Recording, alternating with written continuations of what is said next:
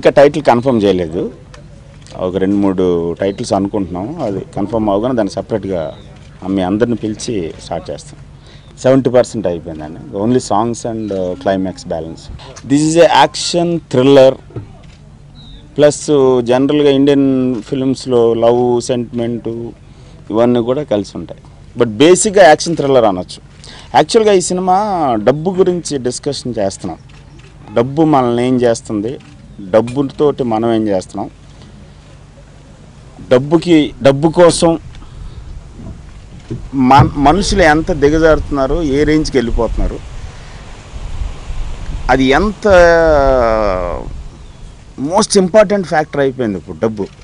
అన్ని యాంగిల్స్లోనూ, అన్ని సెక్టర్స్లోనూ, అన్ని కార్నర్స్లోనూ ప్రతి ఒక్కళ్ళు డబ్బు డబ్బు డబ్బు. అలాంటి ఒక డబ్బు ఆ ఎలిమెంట్ని టచ్ చేద్దామని ఫస్ట్ అసలు ఇలాంటి ఒక స్క్రిప్ట్ పట్టుకున్నాం. యాక్చువల్గా అందరూ అనుకున్నట్టుగా జగన్మోహన్ రెడ్డి గారి మీద కానీ వేరే ఏ రకమైన పొలిటీషియన్స్ మీద కానీ సెటైరికల్గా కానీ ఇన్సిడెంటల్గా కానీ యాక్సిడెంట్లుగా కానీ ఏమీ లేదు ఈ సినిమా. కాకపోతే ప్రజెంట్ మన స్టేట్లో ఉండే పొలిటికల్ సినేరియో బ్యాక్డ్రాప్లో ఈ సినిమా జరుగుతూ ఉంటుంది. సో దాంట్లో ఏమి న్యాచురల్గా రియలిస్టిక్గా ఓపెన్గా మీడియాలో బయట జరుగుతున్న సిచ్యువేషన్స్ బ్యాక్డ్రాప్లో జరుగుతుంది. యాక్చువల్ అంతకుమించి ఎవరి మీద ఏమి క్రిటిసైజ్ చేయడం కానీ ఏమీ చేయదు. యాజ్ ఇట్ ఈస్గా ఉన్న పొజిషన్ని రిఫ్లెక్ట్ చేయడానికి ట్రై చేస్తున్నాం. But that's just a backdrop, nothing to do with the whole film. అక్కడ నుంచి స్పార్క్ స్టార్ట్ అయ్యి వేరే ఓల్డ్ సిటీలో నాని చాలా ఇంట్రెస్టింగ్ క్యారెక్టర్ చేస్తున్నాడు. రైజింగ్ స్టారా ఏమి ఇచ్చారు. ఓల్డ్ సిటీలో షేర్వాణి మోడల్స్ ఉంటారు కొంతమంది, చాలా తక్కువ 300-400 రూపీస్కి షూట్ చేసి వాళ్ళ మీద డ్రెస్ చేసి అవి ఆ పర్టికులర్ చిన్న చిన్న షాప్స్లో పెట్టుకుంటూ ఉంటారు. అలాంటి ఒక మోడల్ క్యారెక్టర్ చేస్తున్నాడు. ఇది యాక్చువల్గా ఫస్ట్ టైము ఏం ట్రై చేస్తున్నానంటే హైదరాబాదులో ఇండస్ట్రీ షిఫ్ట్ అయినప్పటి నుంచి కానీ ఇంత ముందు కానీ చాలా కథలు హైదరాబాద్ బ్యాక్డ్రాప్లో రాసుకున్నారు. కానీ ఏ కథ అయినా సరే హైదరాబాద్ని కథలోకి తీసుకోలేదు ఎప్పుడు. అది ఫస్ట్ టైం ట్రై చేస్తున్నాం. యాక్చువల్గా హైదరాబాద్ సెక్టర్లో సపరేట్గా ఉన్న సినిమాలు అంగ్రేజు, హైదరాబాద్ నవాబ్సు ఇలాంటి సినిమాల్లో టోటల్గా హైదరాబాద్ కల్చర్ ఉంది. కానీ మనం తెలుగు సినిమాలు మెయిన్ స్ట్రీమ్ సినిమాస్లో హైదరాబాద్ ఒక బ్యాక్డ్రాప్, రోడ్స్, బిల్డింగ్స్, చార్మినార్ అలా ఉంటుంది తప్ప హైదరాబాద్ కల్చర్ని లోపలికి తీసుకుని ఈ హైదరాబాదు సినిమా ప్యారలల్ సినిమా అంటామా మరి అది ఏంటో తెలియదు. ఒక సపరేట్ ఒక సినిమా ఉంది ఇక్కడ చాలా పవర్ఫుల్గా. ఆర్కే, అజీజు, హఫీజు, తబర్ వీళ్ళందరూ వాళ్ళలో కొంతమందిని తీసుకుని వాళ్ళను క్యారెక్టర్స్ కింద చేసి ఉర్దూ, హిందీ, హైదరాబాద్, తెలంగాణ, ఆంధ్ర అంతా మిక్స్. సొసైటీలో ఉండే అన్ని సెక్టర్స్ ఆఫ్ పీపుల్ ఎవరెవరు ఏ రేంజ్లో డబ్బుతో ప్లే చేస్తున్నారు, డబ్బు ఎవరికి ఇబ్బంది పెడుతుంది, ఎవరికి హ్యాపీనెస్ ఇస్తుంది, ఎవరికి కెరీర్ ఇస్తుంది, ఎవరు యాంబిషియస్గా ఉన్నారు, ఎవరు పాయిజనస్గా తయారవుతున్నారు, ఎలాగవుతుంది అనేది ఒక ఎంటర్టైన్మెంట్ ఎంగ్రాసింగ్ వేలో చెప్తాను ట్రై చేస్తాను. మెసేజ్ వల్ల తగ్గుతుంది రెస్పాన్స్ అని అనుకోవట్లేదు. ఓన్లీ నాకు తెలిసి మొగుడు ఒక్కటే ఫెయిల్యూర్.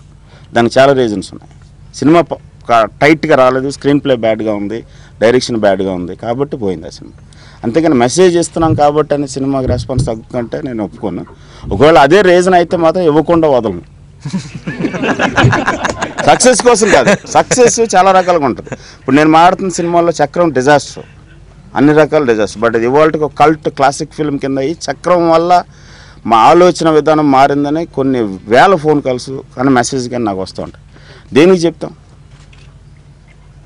డబ్బు ఒక్కటే కాదని, డబ్బు ఇంపార్టెంట్, డబ్బు వద్దంటలేదు, నేను సన్యాసిలో మాట్లాడట్లేదు, డబ్బు ఒక్కటే ఇంపార్టెంట్ కాదని. ప్రొడ్యూసర్ ఉన్నాడనే విషయం తెలియట్లేదండి మాకు. ఆయన ఇప్పుడు ఎప్పుడు ఫ్రెండ్లీగా తప్ప యాక్చువల్ ప్రొడ్యూసర్గా ఎప్పుడు మేము మాట్లాడుకోలేదు, మేము అలా డీల్ చేయలేదు. అసలు ఒక మంచి వ్యక్తిత్వం ఉన్న మనిషి, మంచి హార్ట్ ఉన్న మనిషి, మీ అందరికీ తెలిసి ఉంటుంది. Very nice person. And cinema అంటే ఒక ప్యాషన్ ఉంది, ఇలా ఉండాలి సార్, ఇలాంటి సినిమా ఉండాలి సార్ అని అంటాం తప్ప మీకు ఎలా కావాలంటే అలా చేసుకోండి అని ఇప్పుడు కొన్ని లక్షల సార్లు చెప్పాను. నాని ఫస్ట్ రైడ్లో చూసినప్పుడే నాకు విపరీతంగా నచ్చాడు. అప్పుడే చెప్పాను ఇంకా చాలా ఉందా నీ లోపల, నాకు అప్పుడు ఒక ఆర్టిస్ట్తో సినిమా చేయాలని అనిపించింది రైడ్ చూసినప్పుడు. ఎందుకంటే మన నేటివ్ మట్టి స్మెల్ ఉంటుంది నాని దగ్గర. Very very realistic. మన పక్కింట్లో కుర్రోడు మన స్ట్రీట్లో ఎప్పుడు కనపడే ఒక యాక్టివ్ కుర్రోడ్లాగా అనిపించాడు. ఉంది చేస్తాను సినిమా అంటే చెప్పండి ఎప్పుడైనా చేద్దామని చెప్పాను. ఆ తర్వాత ప్రతి సినిమా కలుస్తూ ఉంటాం మనం అప్పుడప్పుడు అని అనుకుని ఫైనల్గా లాస్ట్ ఇయర్లో డిసైడ్ అయ్యాం ఒక సినిమా చేద్దాం నానితో. ఇంకో సబ్జెక్ట్ అని అనుకున్నాను. ఒక 2-3 సార్లు కూర్చుని నానితో ఇంటరాక్ట్ అయిన తర్వాత ఇది కాదు ఇంకేదో పట్టుకోవాలి నాని దగ్గర అనుకున్నప్పుడు ఈ సబ్జెక్టు. 2 హీరోయిన్స్ ఉన్నారు ఈ సినిమాలో. ఒక అమ్మాయి క్యాథరిన్ అని, she's a Keralite and born and brought up in UAE. And మన నీలకంఠ గారి సినిమా చేస్తుంది. ఆ సినిమాలో స్టిల్స్ చూసి ఈ సినిమాకి ఒక క్యారెక్టర్ అని, చాలా sensible actress, very nice working with. ఇంకొక అమ్మాయి సిద్ధిక అని, మన లక్కీ శర్మ అనే పేరు, బట్ మన సిద్ధిక అనే పేరు. సిద్ధిక అమ్మాయి JD చక్రవర్తి ఆల్ ది బెస్ట్లో చేసింది. ఆ అమ్మాయి చరణ్ రాజు విలన్ కింద చేస్తున్నాడు.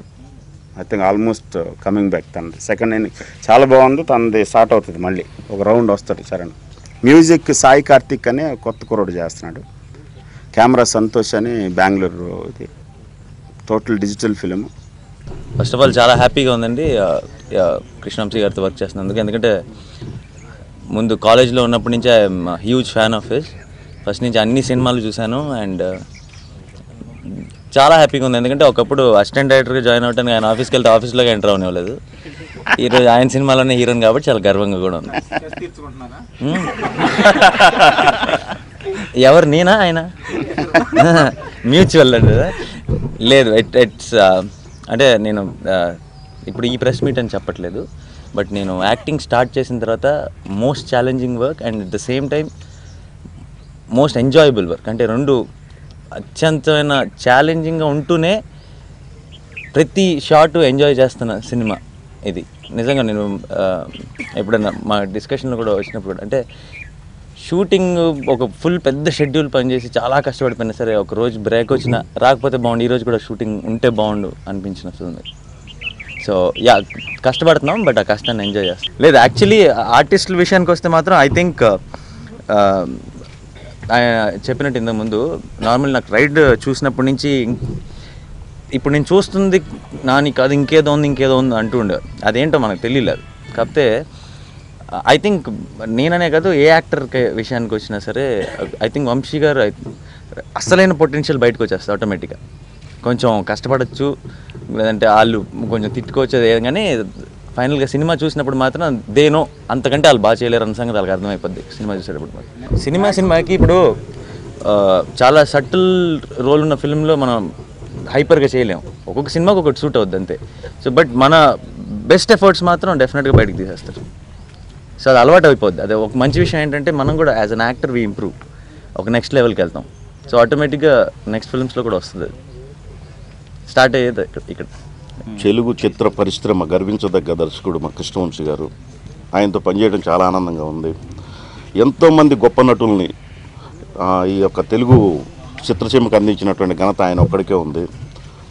ఒక ప్రొడ్యూసర్ల దర్శకుడుగా పనిచేస్తున్నారు దీంట్లో. 100% అన్నీ దీంట్లో ఉన్నాయి. ఈ చిత్రం యొక్క దీంట్లో ప్రతి షూటింగ్లో మాత్రం ప్రతి ఒక్క సీన్ని నేను ఎంజాయ్ చేశాను. ఇంతకుముందు మా కజిన్ ఒక ఆయన మా వంశీ గారి దగ్గర పనిచేస్తున్నాడు. ఆయన అసిస్టెంట్ డైరెక్టర్గా చేస్తారంటే చెప్తున్నాను. ఆ కుర్రోడిని అడిగాను నేను, ఇంతకుముందు 2 సినిమాలు చేసావు కదా, మరి అక్కడ ఎక్కడ ఎంజాయ్ చేసావు అంటే నేను అక్కడ బాగా ఎంజాయ్ చేశాను. పని ఎక్కడ నేర్చుకున్నావు అంటే ఇక్కడే నేర్చుకుంటున్నాను వాస్తవంగా. సో ఇట్లాంటి పుట్టినరోజులు ఆయన ఎన్నో జరుపుకోవాలని కోరుకుంటున్నాను. Okay, Andarki Namaskaram. My Telugu is not so good, so I'm going to say this in English. I'm here to wish Vamsi Garu a very happy birthday. And it's been a really great opportunity working with Sir on this film. And I think I've been very lucky.